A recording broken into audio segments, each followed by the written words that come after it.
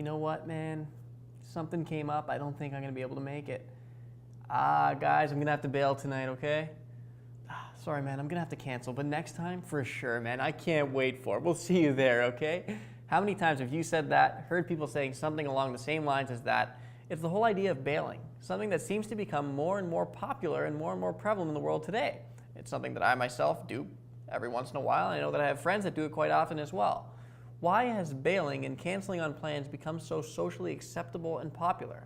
To try and figure this out, I kind of observed my own experience as well as observed the lives of those around me, and I've come up with 5 reasons as to why we seem to love canceling.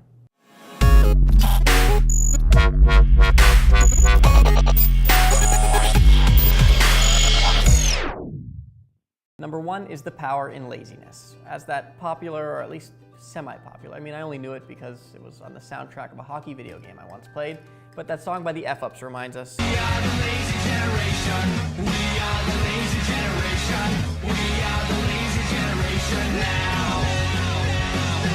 We truly do live in a lazy generation, or a time where laziness is pretty prevalent. And especially with the popularity, or the rise in popularity of things such as Netflix, binge-watching TV shows and movies has become a common occurrence rather than actually going out into the world where those TV shows and movies is attempted to take place in, or at least recreated to take place in. Now, I'm not saying that you go out and start saying yes to everything. Yes! Yes! Yes! But do remind yourself that in this moment, you're as young as you're going to ever be in this life. So why not do some things that maybe your lazy mind might be opposed to doing right now? Number 2 is the illusion of popularity. Now, we may not all aspire to be celebrity figures or people that others look up to or aspire to be like, but we may have some tendencies that actually teeter on the edge of being that way. I'm sorry that people are so jealous of me, but I can't help it that I'm popular.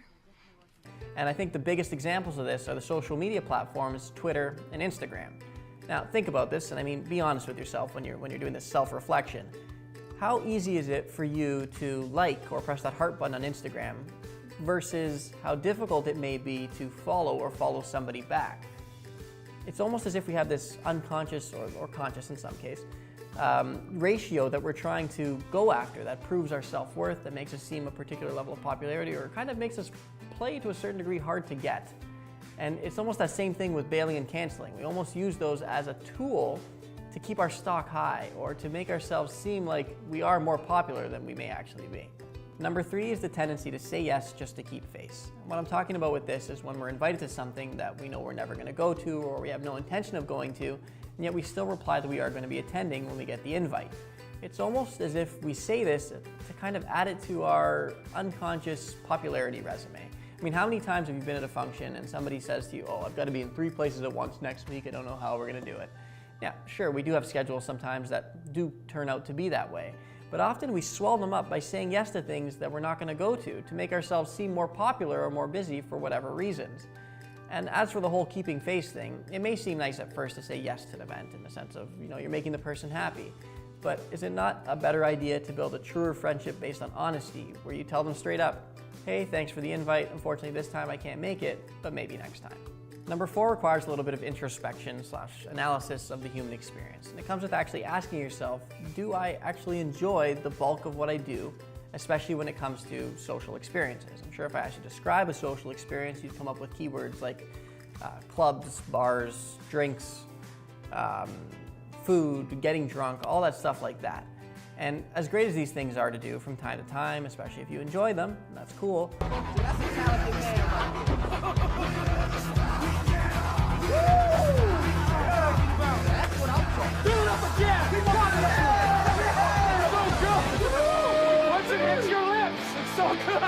They can also be pretty taxing or tiring to be a part of regularly. I'm pretty sure there's very few of us that actually would comfortably and very happily go to a bar night in and night out, night in and night out, just because it's a tiring environment. And the same thing comes with social gatherings or social settings or social invites when we get them. Maybe part of the reason as to why we're canceling or bailing so often is because these things that we're doing, we're only doing them because they're popular to do so, and not because we actually want to do them as often as we're invited to them. Number 5 is the whole determination that now just isn't a good time. And I'm talking about that internal dialogue we all seem to have with ourselves, often, in the preparation or the planning just before the actual event or thing that we're invited to, where we start contemplating, viable excuses we can give to get ourselves out of it, or we start thinking about reasons to ourselves as to why we shouldn't be going, and we should feel okay with the decision to not go. We're kind of being like a salesperson to ourselves. A common one is, oh, such a long week, this is my one night to relax and unwind. Sure, that's cool. If that's the way you feel, do that. But just be mindful the next time this happens. Observe whether or not you are being a salesperson to yourself and are masking your intuitive guidance to either go or not go to an event. In reality, be comfortable with whatever decision you make, but definitely don't let those mind stories steer you in one way or the other. Do what you genuinely want to do, and if you need to be somewhere, don't be afraid to push yourself through and get yourself there. Not a problem.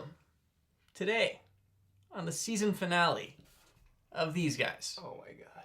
we're going to be talking about how does the mainstream news decide what they put on air every day. Yeah.